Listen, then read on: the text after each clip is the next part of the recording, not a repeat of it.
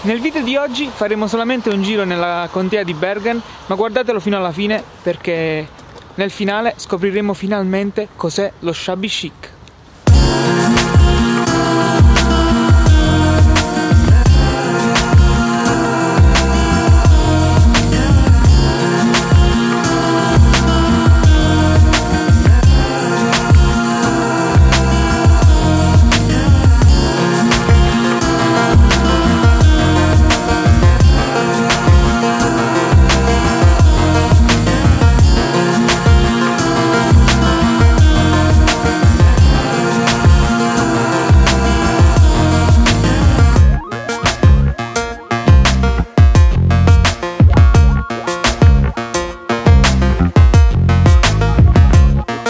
Ragazzi, ma quanto sono belle le case in New Jersey!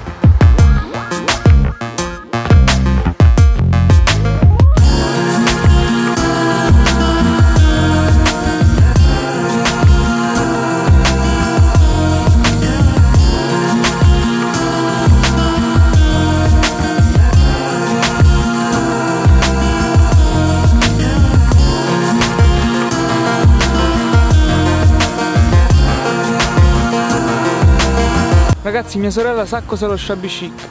Va Lucia, spiegaci cos'è lo shabby chic. Lo shabby chic è uno stile nuovo. Shabby significa un qualcosa di rovinato, usato. Mentre chic, beh, lo sappiamo tutti. Quindi lo stile shabby chic è un qualcosa, ad esempio un mobile della nonna, che noi cerchiamo di rimodernizzare, magari pittandolo con colori pastello e abbinandola a un contesto chic. Questo è lo stile shabby chic. E dopo questa spiegazione tecnica sullo stile shabby chic, il video si conclude qui. Mi raccomando, lasciate un like e iscrivetevi al canale. Arrivederci. Foto. Foto.